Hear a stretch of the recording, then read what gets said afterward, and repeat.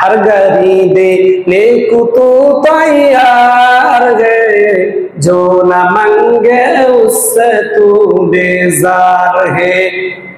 আল্লাহ রাব্বুল আলামিন বলে, ওরে বান্দা আমি সব সময় দেওয়ার জন্য প্রস্তুত। আমি রহমতের দরজাগুলো তুমি বান্দার জন্য সব সময় খোলা রাখি। আমি আমার গুনাহ মাফের দরজা সব সময় উন্মুক্ত রাখি। তওবার দরজাটা আমি তোমার জন্য সব সময় খোলা রাখি। ওরে বান্দা কেন জানো, কোন দিন জানি তোমার হায়াতের জিন্দেগি শেষ হয়ে যায়, তওবা করার সুযোগ পাবে না, আল্লাহকে আল্লাহ বলে ডাক দেওয়ার সুযোগ পাবে না। আমি আল্লাহ এত দয়ালু, সব সময় আমি রহমতের দরজাটা খুলে রাখি।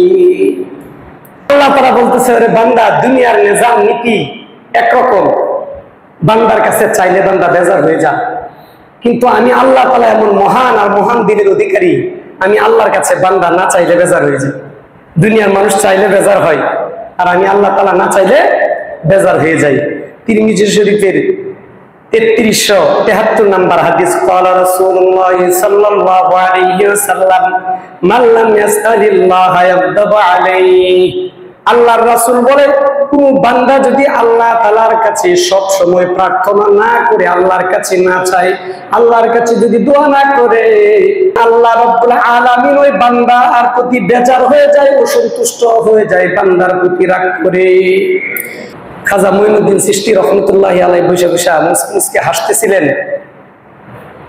তার মা খাজা মঈনুদ্দিন চিশতি রহমতুল্লাহি আলাইহিকে দেখতেছিলেন, তো জিজ্ঞেস করছে, বাবা তুমি মুসকে মুসকে খালি হাসো কেন, কি হয়েছে? খাজা মঈনুদ্দিন চিশতি রহমতুল্লাহি আলাইহি বলেন, মা একটা বড় সুসংবাদ আছে, অনেক বড় একটা সুসংবাদের কারণে আজকে আমার মনে হওয়াতে আমি আনন্দে হাসতেছি। গতকাল আমি একটা বিশাল বড় কনফারেন্সে সবার মধ্যে আমি উপস্থিত ছিলাম। ওই মাহফিলের ভিতরে আলোচনা হয়েছে, আমি খাজা মঈনুদ্দিন সেইখানে আমি বয়ান করেছিলাম। আমার বয়ান শুনে এই কোটি কোটি মানুষের সমাগম, আমি যেখানে যাই আজকে কোটি কোটি মানুষ আমার পিছনে দৌড়ায়।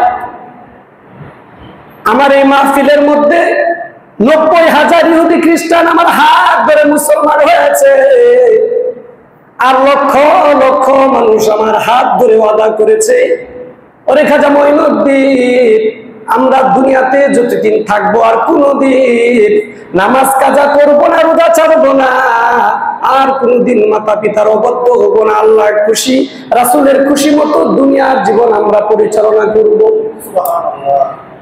মঈনুদ্দিন চিশতি রহমতুল্লাহি আলাইহির মা মঈনুদ্দিনের এই হাসি দেখে মঈনুদ্দিন চিশতির মার দুই চোখ দিয়ে জর্জর করে পানি পড়তেছে। আরে বলতেছে, খাজা মঈনুদ্দিন আজকে তোমার বয়ানে লক্ষ লক্ষ মানুষ মুসলমান হয়ে যায়, তুমি এত বড় আল্লাহর ওলি হয়েছ, তোমার জবানের মধ্যে আল্লাহ এত নূর আর পাওয়ার দিয়েছে, তোমার চেহারা দেখলে মুসলমান হয়ে যায়, তোমার মুখের বাণী শুনলে মানুষের চোখ দিয়ে পানি এসে যায়।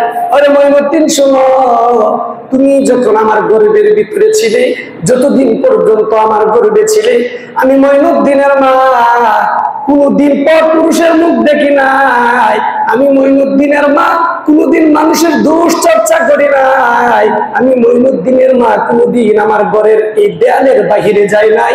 তুমি যতদিন গর্বে ছিলা, আমি তো প্রত্যেকটা মুহূর্তে জিকির করতে করতে আমার জিহ্বাটাকে তরতাজা রেখেছি। তুমি যতদিন গর্বে ছিলা, আমার কোনদিন তাহাজ্জুদের নামাজ মিস হয় নাই, সারা রাত আমি ইবাদত বন্দেগীতে ছিলাম, আর আল্লাহর কাছে তোমার জন্য হাত তুলে দোয়া করেছি, আল্লাহ এমন একটা পবিত্র সন্তান দিয়ে দাও, এমন একটা নেককার সন্তান দিয়ে দাও, যে সন্তানের দ্বারা দুনিয়ার মানুষ হেদায়েত পাবে। তিরমিজি শরীফের 3571 নম্বর হাদিস, ক্বালা রাসূলুল্লাহ সাল্লাল্লাহু আলাইহি ওয়াসাল্লাম মান ফাতা মিনকুম বাবুদ দুআ, কোন ব্যক্তি যদি সে সব সময় দোয়া করতে থাকে, সকালে দোয়া করে, বিকালে দোয়া করে, নামাজের পরেও দোয়া করে, শেষ রজনীতেও দোয়া করে, সব সময় খালি আল্লাহর কাছে কান্নাকাটি করে, কান্নাকাটি করতে করতে তার দোয়ার দরজা তার জন্য আল্লাহ উন্মুক্ত করে দিয়েছে, দোয়া করা সহজ করে দিয়েছে। আল্লাহ রাব্বুল আলামিন বলে, ফুতিয়ালা ওয়া আবওয়াবুস সামা, যে বান্দা সব সময় দোয়া করতে থাকে, আমি আল্লাহ তার জন্য আসমানের সবগুলো রহমতের দরজাকে খুলে দে। আল্লাহ রাসূল বলেন হাদিসের শেষ অংশে, আদ-দুআউ মিম্মা নাযালা ওয়া মিম্মা লাম ইয়ানজিল।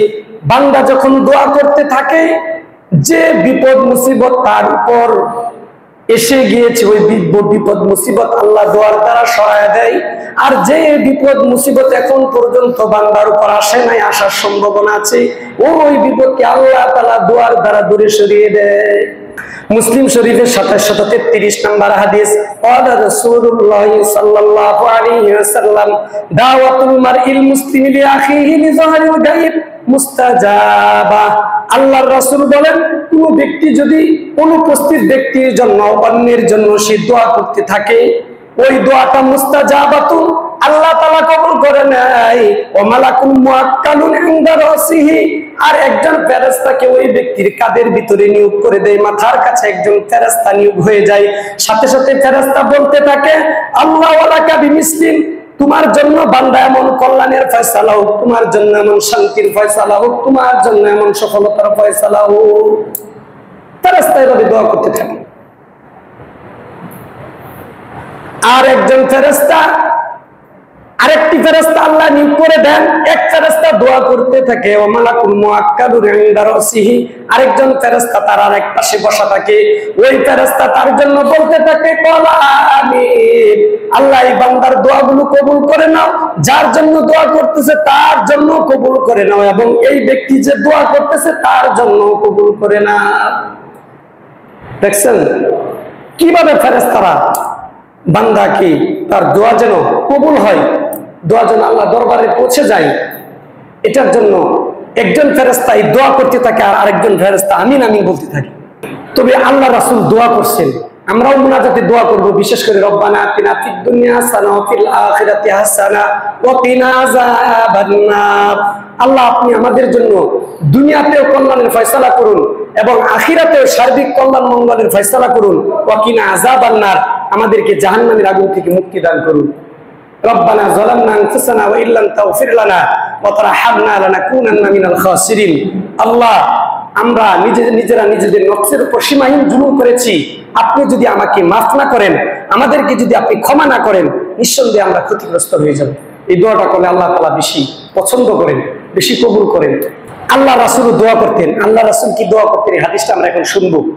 মুসলিম শরীফের 2674 নম্বর হাদিস, ক্বালা রাসূলুল্লাহ সাল্লাল্লাহু আলাইহি ওয়াসাল্লাম, আল্লাহ রাসূল বলেন, ইন্নাল কুলুবা বানি আদম, নিশ্চয়ই আদম সন্তানের কলবগুলো কুল্লাহা বাইনা ইসবাইনি মিন আসাবির রহমান, সারা দুনিয়ার মধ্যে যত মানুষ আছে, যত আদম সন্তান আছে, সব আদম সন্তানের কলবগুলো, সব আদম সন্তানের আত্মাগুলো কাকলবিন ওয়াহিদিন, আল্লাহর রাসূল বলেন আল্লাহ তাআলার কাছে একটা কলবের মতো, একটা আত্মার মতো। ইউসাররিবু হাইসু ইয়াশা, আল্লাহ তাআলা যখন যার কলবকে ইচ্ছা যেভাবে ইচ্ছা ঘুরায়া দেন।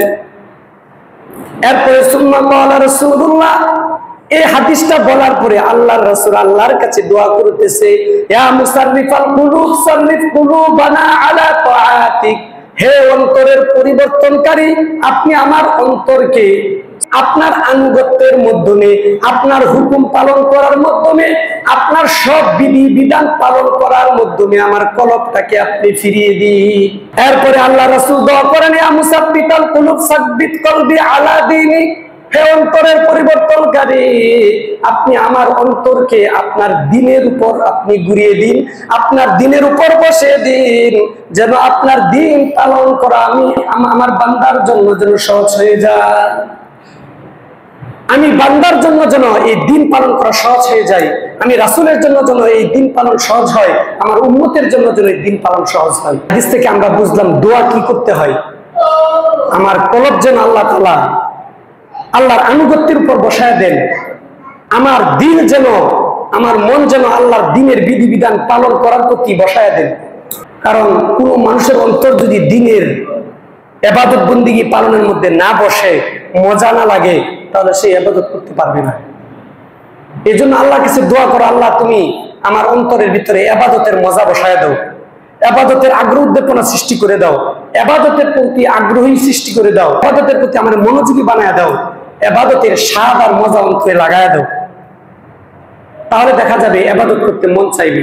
মানুষ যেটা মজা লাগে এটা করে, কিছুই নেই, তাতে গেমস খেলে দেখবেন 12টা একটা দিনে টিকতেছে, তার মজা, তার নিশা হয়ে গেছে না, তার নিশা মজা লাগে। আপনি বাইরে গেলে তারপর তার মজা ঢুকছে। আরেক বাচ্চারা নামাজে মজা ঢুকছে, সে দুনিয়ার সব কিছু হয় না, মসজিদে আসে নামাজের টাইমে। আরেকজন আল্লাহর কাছে দোয়া কান্নাকাটির মজা ঢুকছে, বাসায় মসজিদে যেখানেই পারে সে কান্নাকাটি করতেছে, তার মজা লাগে। আল্লাহ তাআলা যেন আমাদের সকলকে বেশি বেশি দোয়া করার এবং আল্লাহ রাব্বুল আলামিনের ইবাদতের প্রতি আমাদেরকে মনোযোগ হয়ে যথাযথভাবে ইবাদত করার তৌফিক দান করেন।